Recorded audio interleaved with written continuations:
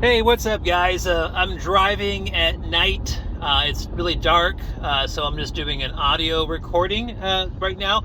Sometimes it's great when you're just driving and you can focus and there's no interruptions, other than crazy drivers around you. But right now, there's nobody in front of me, and my phone is positioned in a safe spot, and I'm hands-free. I got both hands on the steering wheel, just so you know. So no problemo there. So in this video, I want to address something. It keeps coming up in my emails all the time. The questions about converting lucid dreaming, a lucid dream state, and converting that into an out-of-body experience. Or in other words, when you're lucid dreaming and you're consciously aware in that dream state, that is a form of astral projection. Your consciousness shifting, you're shifting your awareness into a dream body, right? So it's a form of astral projection. Now, people want to know how to take a lucid dream and convert it into an out-of-body experience by consciousness shifting from the dream body then into one of your energy bodies, into your etheric body or your astral body, for example. So this is something I have a lot of experience with ever since I was a teenager, many years. What I want to mention too is an author named Stephen LaBerge. I might be butchering his last name. I haven't looked at his material in a long time. I believe his name is Stephen LaBerge. Correct me, well, I guess you can't correct me if I'm wrong. But anyways, he introduced something, I'm not sure if he introduced it or if he was just talking about it, the W.I.L.D technique. W.I.L.D technique for lucid dreaming, it stands for wake-induced lucid dreaming.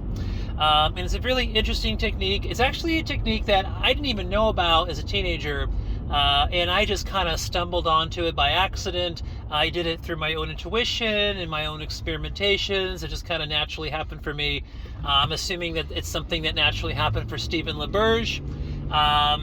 Again, not sure if I'm pronouncing his last name correctly.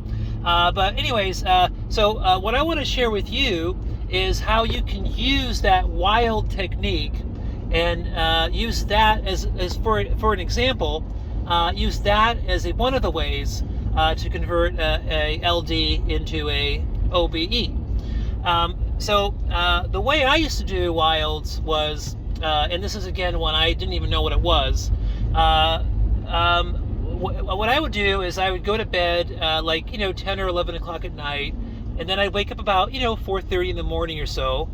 I'd get some sleep, get 5-6 hours of sleep first, and then I would wake up, and then I would meditate, right? So I just lay down in my bed, and then I would just let the body start to fall asleep, keep my mind awake, mind awake, body asleep.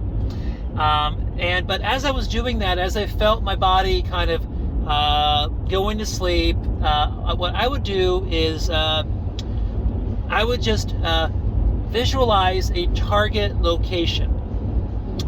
So back then, this is when I was a teenager, so I was living with my parents, and we had this cool little backyard with a canyon behind the backyard. There was a basketball court back there too. A half court with a hoop and everything. And so, obviously as a teenager, I spent a lot of time playing basketball. I was out there in the backyard every day. So it was a environment that I can, visualize very well, from memory.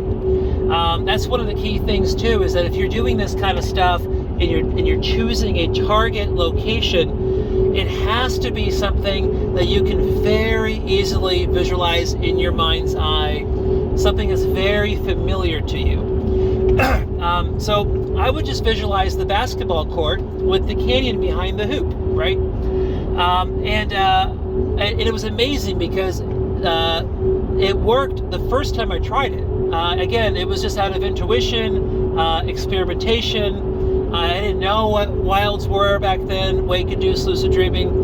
And so what I did was I just meditated. The body fell asleep. I kept my mind awake and focused on my target location. And then as I drifted to sleep, I just fell into a self-induced dream state, and that dream state was the exact dream scene of my parents' backyard basketball court with the canyon behind it.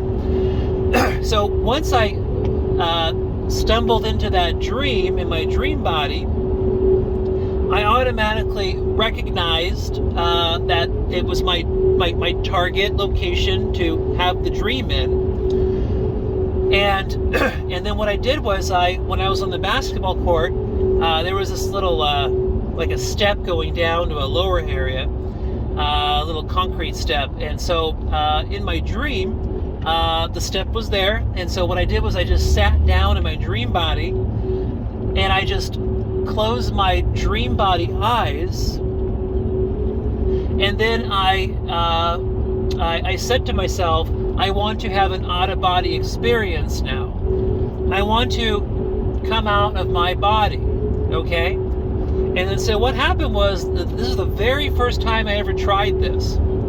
I automatically, the dream, ended, and the next thing I know, I'm in my bedroom, and I'm floating like 4 or 5 feet above the floor, and I come to, and I look over at this like shelf that was in my bedroom where I had like a stereo, some CDs, stuff like that, some crystals, stuff like that.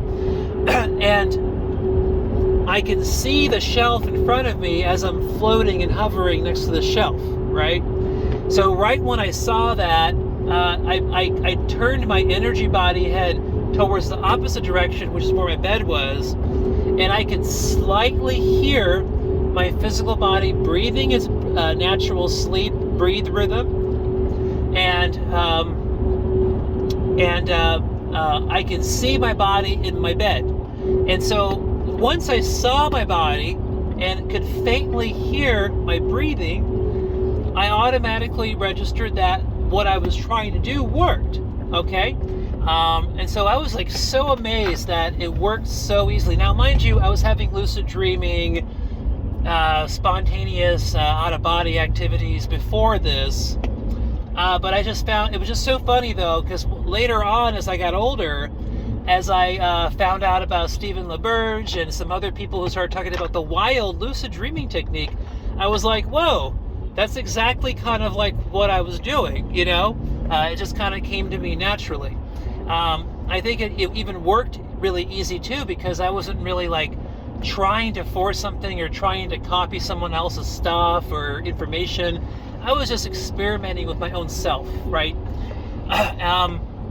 So then it turned into an out-of-body experience. So it's something I have done off and on over the years. I've done the W.I.L.D technique, and again, the trick is to go in to meditate and with the intention to go lucid into a dream scene.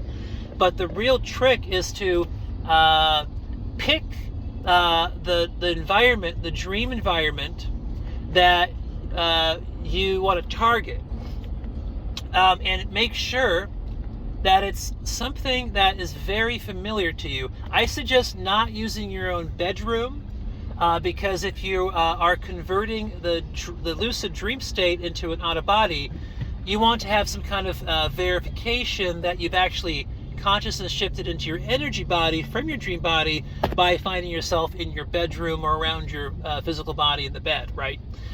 So don't mix them up. So make sure your dream target location is outside somewhere, a different part of your home, somebody else's home, a park, some place that you can visualize very easily as you're meditating and drifting off to sleep.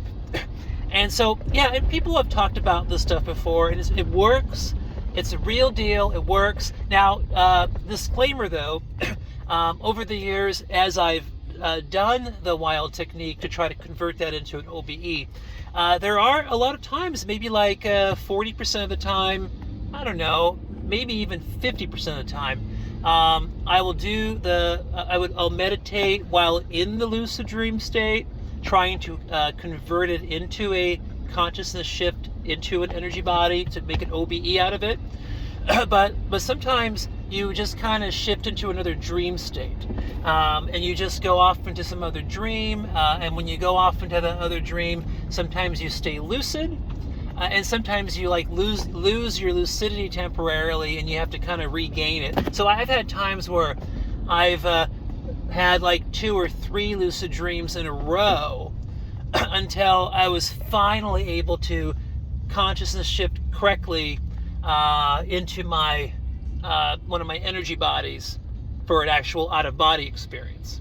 Okay, so it's kind of tricky, but it does work. I mean, let's say for me over time, it works like half the time. But even if it works 50% of the time, then you know, it's still worth doing it to try to find a shortcut into an out-of-body experience, because the easiest thing to achieve really for anybody is to simply just become lucid or become aware and awake while in a dream state. Okay, that's any type of dream state and becoming aware. But when you do the W.I.L.D technique, you are putting a little more intention into it, and again, you are creating that target location for your dream, which is what makes it a lot easier for you to remember what your intention is, and that is to fall into a dream while you're still lucid, awake, and aware as your body falls asleep. The other thing too is when you're in a lucid dream, you can also try to spin. You just start spinning your dream body and close your eyes in your dream while you're lucid, and you can reality shift into an out-of-body experience also. But also when you do the spin technique, again, it's 50-50. Either you convert that into an out-of-body experience, or you reality shift, but just into another dream state. You know, so it's kind of split for me. I think that's probably normal. I think that's probably normal. Why does it happen that way? I don't know, but it just is what it is, I guess. But anyways, I hope that information helped you guys. I know a lot of you have heard about the W.I.L.D technique, but I just wanted to share kind of like how I stumbled into it and how I found it to work for me. And it was just so funny how I just did it on my own. I didn't read a book. I didn't talk to anybody. And then, you know, years later, as I learned what astral projection was, or, you know, all this stuff, I found out that what I was doing just on my own was the W.I.L.D technique. But, all right, guys, well, peace. Have a good one. Again, I'm driving in dark here, so sorry that you can't see me, but I hope that you can hear my voice loud and clear. All right, peace. Talk to you soon.